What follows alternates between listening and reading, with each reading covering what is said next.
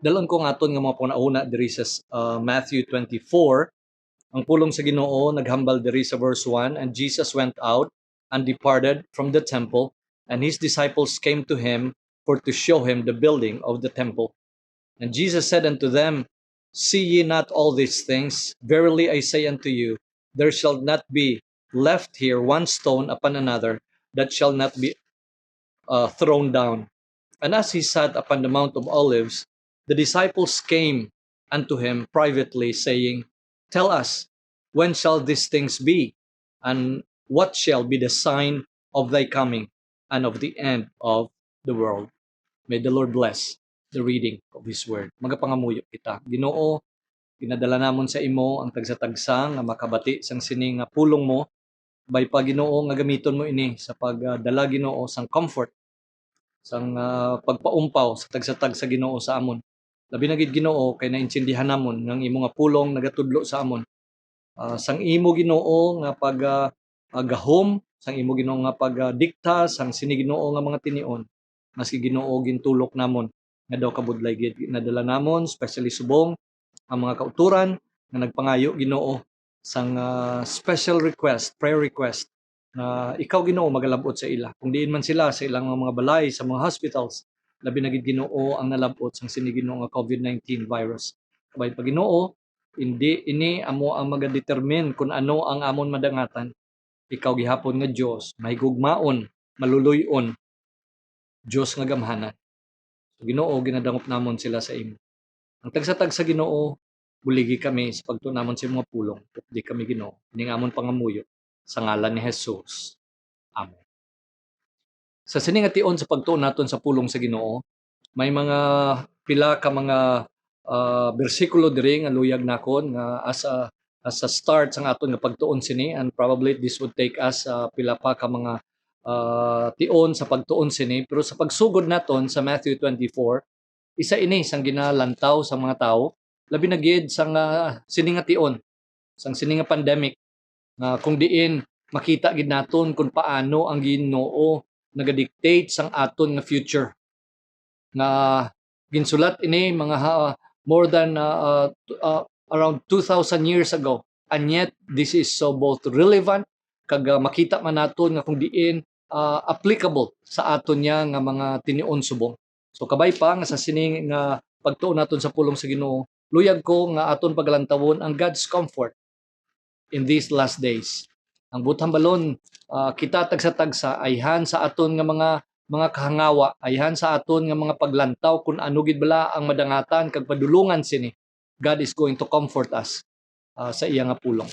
So sa sini nga dinalan sang kasulatan, aton makita nga sang ari pa diri si Jesus upod ang iya nga mga disciples, kang iya ni mga disciples mga Jewish ni, mga Hudiyo. Kag sa bahin nila, tungod kay ginhambal ni Jesus bahin sa temple, naghambal si Jesus nga maabot ang tion nga waay sang isa ka bato nga nagatungtong, since nga mga dalagko ato nga bato nga gin-carve nga ginhimo nila nga building, waay sang isa ka bato on top of each other. Kag ina na fulfill gid. Kag ang nagabisita subong didto sa Promised Land, especially sa Jerusalem, kung diin sang una nakatindog didto ang temple, way ka manggid sang makita a stone on top of each other na fulfill gid ato ang ginhambal ni Jesus. Pero pamangkot sa mga disciples, hindi lang about sa temple, kung hindi amo nila pamangkot, tell us when shall these things be, and what shall be the sign of thy coming and of the end of the world. So ini ang pamangkot nila nga pagkari ni Kristo Jesus, kag kun ang ini among katapusan sang kalibutan, nga waay natabo since sa time sang inigin pamangkot kag tubtob subong 2021. So applicable ini para sa aton. Kay ayhan ang mga pamangkutanon tungod ayhan sang sini nga mga signs nga aton nga makita, magabalik na bala si Jesus. Kagabay pa sa aton nga pagtuon sa sini nga kapitulo, makita naton hindi lang that this is timely, but also this is balanced and biblical. Balanced and biblical, kay kung kisa ginatulok ini sang iban nga kung diin nag-create sang interest, kay abi nila maka silip sila, makalantaw sila sa future, pinaagi sini. Ang iban niya ginapasubrahan pagid nga may mga dates pagid sila. Pero kabay pa ang pagtuon naton sa pulong sa Ginoo that this is going to be biblical, this is going to be balanced, and this is going to be in obedience sang ginhambal sa pulong sa Ginoo kag declare man sa pulong sa Ginoo. So before kita nga magpadayon sang sini nga mga bersikulo, may duha nay kabutang nga luyag ko ihatag sa inyo bilang introduction naton sang sini nga pagtuon naton. Una gid sa tanan, ini nga ginpamangkot sa mga disciples, this has something to do with what we call the second coming of the Lord Jesus Christ. Amo nang hambal nila diri. Ano bala ang mga signs sang imo nga pagbalik? So ang pagtuon sa pulong sa Ginoo, ginatawag naton ini siya nga second coming.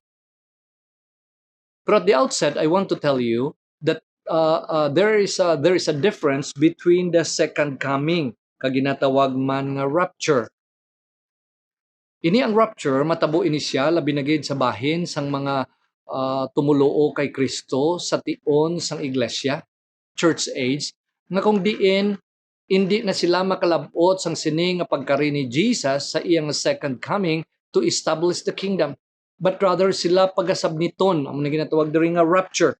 Kung makita naton ina dira sa 1 Corinthians chapter 15 verse 51 kag sa 1 Thessalonians chapter 4 13 to 18 nga tam-an gid ka klaro nga kung diin ang mga nauna ang napatay naton nga mga kauturan, mga kaparintihan, ang mga utod naton sa Ginoo, unahon sila banhawon sa Ginoo. Kag kita man kung buhi pa kita sa sina nga tion, sa sina nga ginatawag nga rapture, and then magasugata kita sa Ginoo dira sa mga panganod.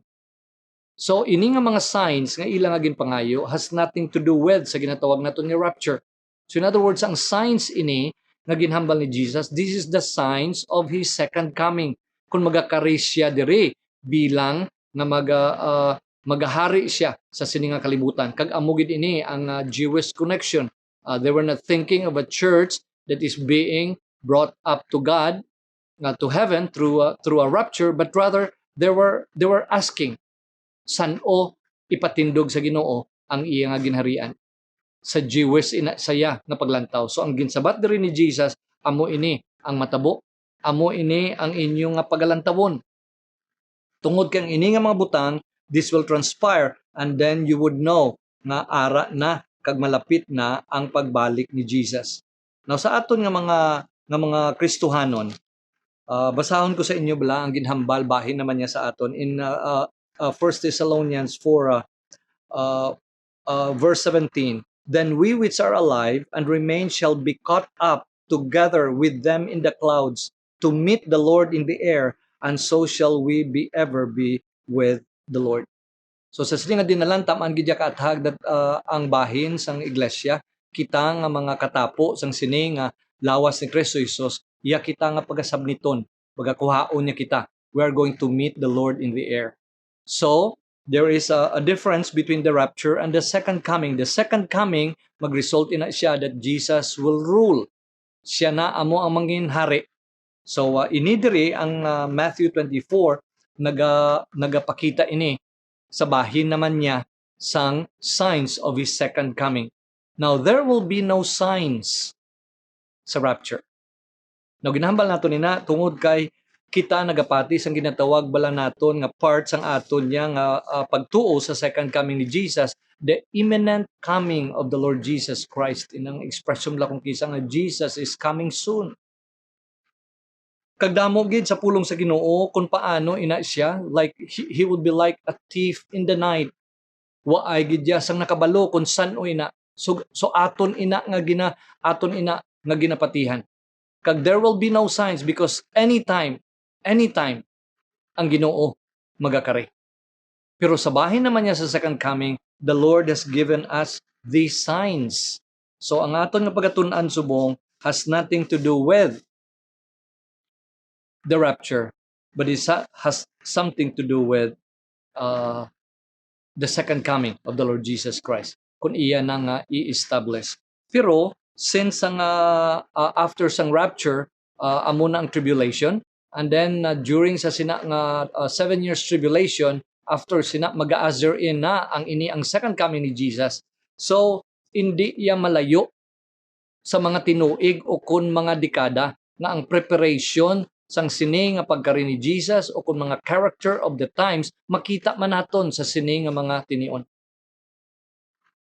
Ang sign sa second coming, aton man ini, probably sa iya pang early start, o probably kung paano ini ginadihon. Because we know that there will be no signs for the rapture, but then we know that the rapture is very soon. Kaya mo man ginhambal yan ni Jesus, the imminent coming of Jesus in relation to sa aton nga rapture, and yet gintudlo ini sa pulong sa Ginoo nga dapat lang kita maghanda. Dapat lang kita all the time, because anytime the Lord would take us home. Now, isa pa sa mga butang, hindi lang ini mga signs, this is for the second coming, even though sa early part, sa church age, ayan, sa 2021, makakita na naton ang pag-set up, ang preparation sini. But really, these signs would lead into the full-blown signs later, before the second coming of the Lord Jesus Christ. Now, ginahambal ko man ini sa inyo, tungod kay Kunkis, ang mga nagatuon bala sa pulong sa Ginoo, daw nagakadala sila sang balatyagon bala, natural nga curiosity sang tao nga gusto gid makita kung ano ang future. Kag tungod sina, may mga manugwali o kung nagatudlo sa pulong sa Ginoo nga nagakadala sini, it's because daw grabe ang appetite sa mga tao sini.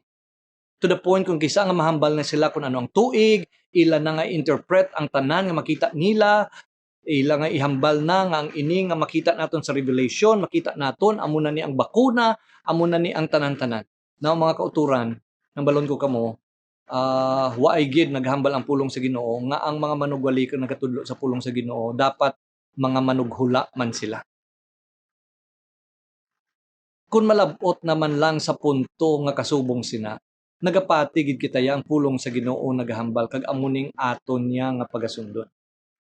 Kay kung masulod kita sa sina nga trap, hindi lang nga mahuy-an ang aton Ginoo, kun hindi ang nagapamati sa aton nga mga nagatudlo sa pulong sang Dios kag mga manugwali, ilang nga makita nga way manggali naton ginasunod kung ano ang ginhambal sa pulong sang Dios. Ulo imbento kita kag damo na iya nga natabo nga ang mga tawo nga nabutang-butang sang dates nahuy-an lang gid sila. Ang iban way nagani salig tungod kay para sa ilaya ti ang imo nga prophecy, ang imo yang nga ginhambal nga dates so ay manatabo. Ti fake ka galing nga prophet Susunodon gid naton kung anong ginhambal sa pulong sa Ginoo. This will never make me a foreteller. This will never make me sang manughula. This will never make me nga daw kuno abi nabalaan ko gid nga ang tanan dira may ara gid ako sang interpretation. It's because this is really a plain words from the mouth of the Lord Jesus Christ when he said on verse 36, "But of that day and hour knoweth no man, no, not the angels of heaven, but my Father." Look at verse 42. "What's therefore? For ye know not what hour your Lord doth come." So kung inyo lang tawnin sa inyong mga Bibles nga red letter edition, makita nyo na that this is printed on red. In other words, nagwa ni mismo sa baba ni Kristo Jesus. And yet we have teachers and we have preachers as if sila nga do mas maalam pa sila sa aton nga Ginoo. Now I want to tell you that is both deceiving and disobedience sa pagtudlo sa pulong sa Ginoo nga hindi gid kita maguluhambal nga amo na ini ang tion kag amo na ina kay mas kigani ang angel sa langit kag waay gid sang isa ka tawo nga nakabalo sa kung san-o magabalik si Jesus Christ. And yet when the disciples asked him, Jesus would lay down sang sini nga mga signs of his second coming. Ang aton subong nga gina-concentrate nga pagatun-an amo ang comfort sang sini nga last days. Ang comfort kay kabalugid kita nga mga Christians nga ara kita sa iglesia sang sang Ginoo nga kung diin anytime ya pagasabniton kita sang Dios. God is going to bring us up to heaven. So because of this, maski nga daw ara na ang preparation ayhan sa aton nga kaaway, preparation ayhan sa bilog nga kalibutan, preparation ayhan nga mahambal sila paano nga ang bilog nga tawo sa bilog nga kalibutan mag-isa sila Nya amo na ni guro ang mga national ID, amo na ni guro nga kinahanglan mapalista kagid, amo na ni guro ang mga now inang nga mga guro-guro, it could or it it may not happen. But I just want to tell you that these signs will become full-blown before the second coming of the Lord Jesus Christ. Kung makita naton ang mga preparations, then we know that we will be spared from the wrath to come amo nang ginhambal sa pulong sa Ginoo. But then we could have the lessons and we could have the comfort that we could find here in the Word of God sa pag-atubang kag paglantaw naton sa sini nga mga tinion. Now there are 7 sa halin sa verse 1 uh, uh, uh, up to verse 14 nga aton nga makita diri nga description o kon characteristic of the time ante si Jesus magakari. Una gid sa tanan makita naton dira in verses 4 and 5, the word of God would tell us, Jesus answered and said unto them, take heed that no man deceive you, for many shall come in my name saying I am Christ, and shall deceive many. So this had already been foretold. One of the signs nga makita naton sa antes magabalik si Jesus, damo na ang magdaladala sa iya mismo nga ngalan. Kag damo na ang maintuan kay mahambal sila nga kami Jesus man, kami Kristo man, o kanang iban gani maghambal kami gid ang Kristo, kami gid ang Jesus, kami gid ang anak sang Dios. So this had already been foretold na napabalunan ni sa aton that there would be religious deception. So paano kita nga makalikaw lang kita sini kung ato niya tun-an ang pulong sa Ginoo. We know what is fake, it's because the word of God would tell us what is genuine, what is the genuine Christ. So diri naton makita sa pulong sa Ginoo. The rest ina iya nga nagapakuno-kuno, they are just nothing but the deception of our enemy para nga maglayo kag hindi makita sa mga tao ang ilang nga pagtuo, ang ilang nga pagtulok sa tuod-tuod na Kristo. On verse 6, the word of God would say, and ye shall hear of wars and rumors of wars. See that ye be not be troubled, for all these things must come to pass, but the end is not yet. Paano ang mga nasyon? Paano nga mahambal sila nga pareho man na sila nga kasubong sini nga nasyon nga they fight over many things. They fight over oil, they fight over religion, they fight over kun ano na lang dira. Kung daw hindi ginaton bala maintindihan kung ano gid ang ginhalinan kag nga nagilinaway gid ini ang mga nasyon.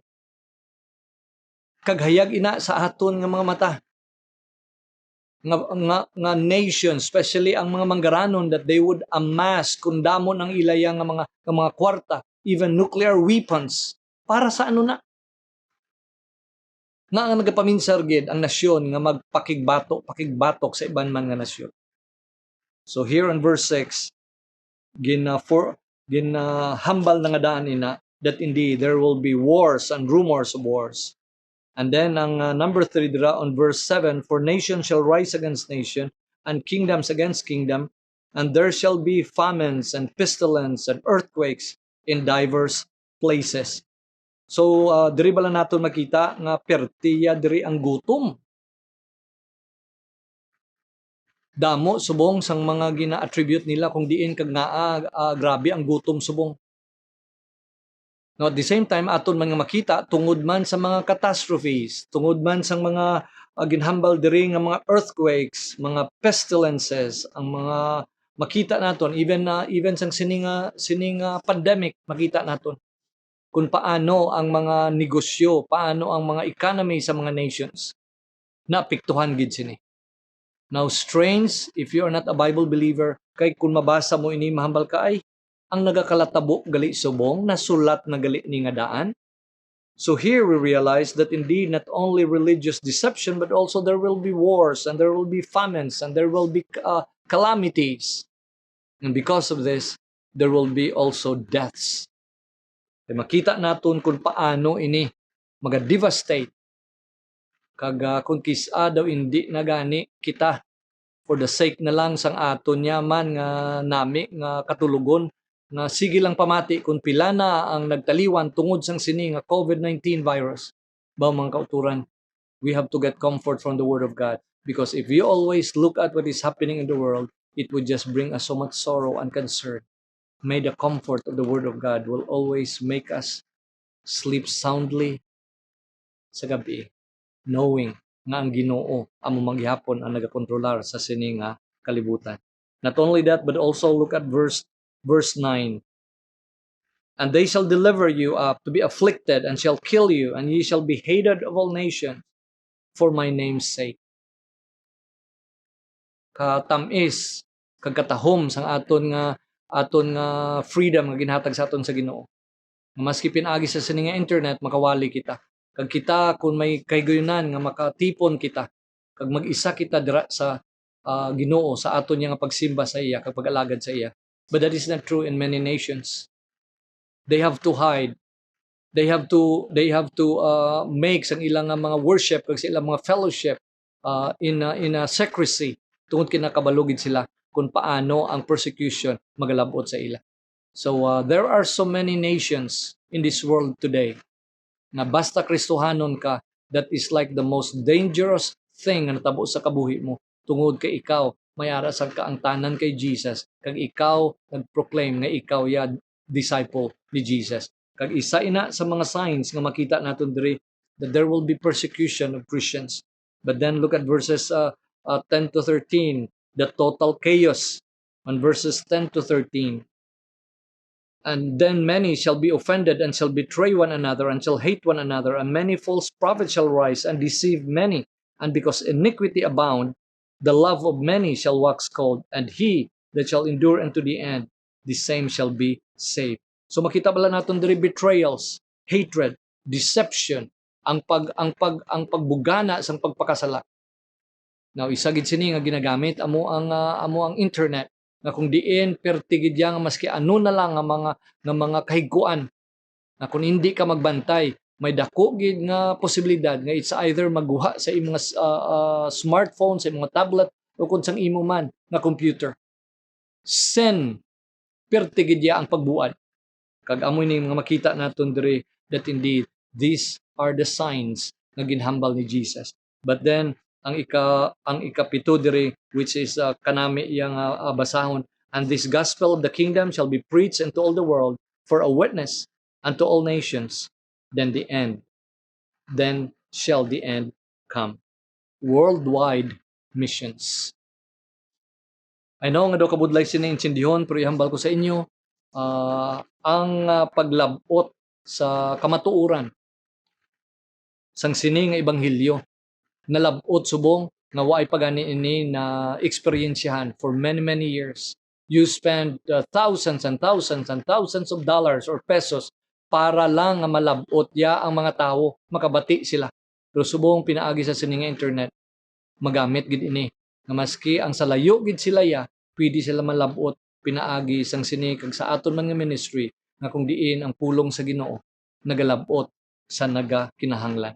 Mga kauturan, ang isa lang gid nga kamatuoran nga luyag ko ibilin sa inyo sa sini nga gabi sa pagtuon naton sa pulong sa Ginoo, that the God who guided history is still the God who dictates the future.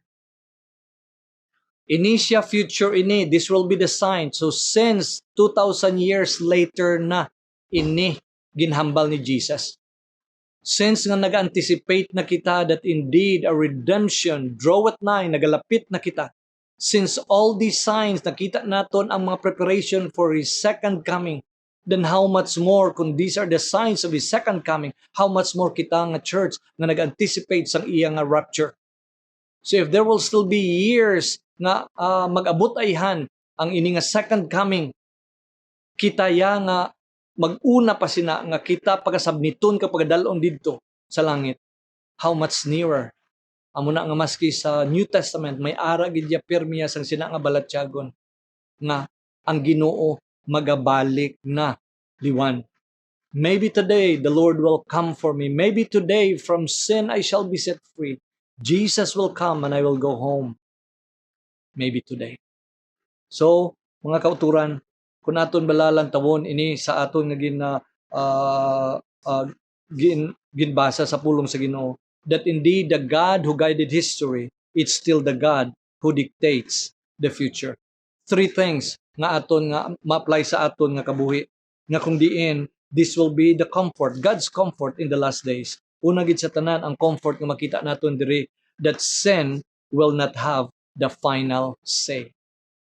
Na kunang taon bala naton the way ang ato bala nga mga six signs to bala mahambal naton ba grabe no ang creation sa Ginoo gin overtake na gid sang sala nagran amok na yang sala dawa ay nagidya sang makauntat sini kung ano ang ginpaminsar sang malaot kag ano ang ginahimo sang mga malauton dawa ay nagidya makapugong sa ila especially on the last days.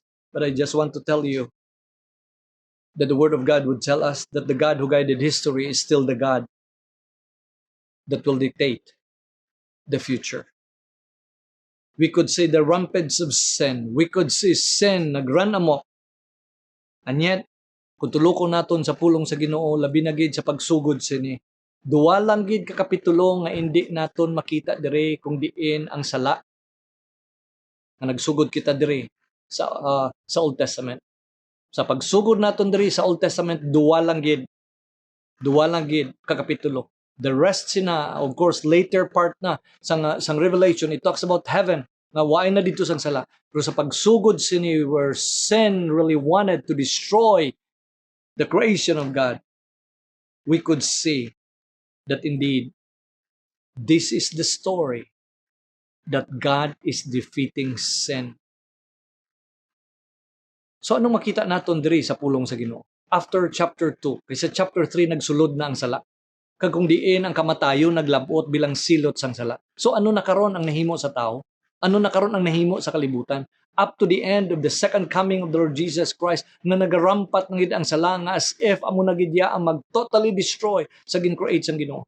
Now I want to tell you, if you are going to study the Bible, we could see that indeed the Bible talks about redemption. The Bible talks about restoration. The Bible talks about forgiveness. The Bible talks about acceptance. The Bible talks about that we will find our wholeness. God will make us whole again and renew us again in Jesus. Sin will never have the last say in my life and in your life. Kanami naton ina paminsaron kay kung kisa daw ka kulugmat bala nga daw ang sala daw iya na nga dalasaon ang tanan. It's either personal naton nga kabuhi o kung kabuhi man sang aton nga mga members sang family o kung ang halit man sang sala nga ginahimo sang iban sa aton nga abi na gid naton ang sala na gid amo may katapusan niya nga may ihambal sa aton niya. He would have the last say, the final say in our lives. No, I don't think so. The whole Bible has something to do with God's power of victory. Salvation, redemption, regeneration, change, forgiveness, acceptance that we will find in Jesus Christ alone. That's why the Apostle Paul said in 1 Corinthians chapter 15, tungod kay ini nga sala nagdala ini sa kamatayon. Look at verse 55. The word of God would tell us, O death, where is thy sting? O grave, where is thy victory? The sting of death is sin, and the strength of sin is the law. But thanks be to God, which giveth us the victory through our Lord Jesus Christ. Mga kauturan, sa sini, nga paglantaw naton sa pulong sa Ginoo in these last days, nga daw hindi na gid mapunggan ang pagpangdalasa sang sala, sin will never have the last say. It is still God. It is still Jesus Christ and His victory over sin sa ginhimo niya dito sa cross. But secondly, not only that sin will not have the final say, but also evil will not destroy the will of God. So kung basahon bala naton aton iniya balalantawon ang characteristic or the signs ini nga religious deception, the wars, ang famine nga nagresult tungod sa mga ilinaway, ang mga calamities nga gindulot tungod sa mga malain-lain lang nga mga masakit, nga mga pandemic, ang persecution sang Christians, ang total chaos, there is so much betrayals, hatred, deception, kag sin. Kunin mo lang balalantawon mahambal ka, ti ano na lang gali ito? Ang suma total gali sini nga ang malaot kag ang mga malauton, the evil one and the evil men, amo na gali iya ang nagdaog. Now I want to tell you that the God who have guided history is also the God that will dictate the future. Kung siguro nina sa Garden sang Eden, ginguba gid dito sa Genesis chapter 3 sang natintar ang babae kag lalaki kag nahulog sila sa pagpakasala.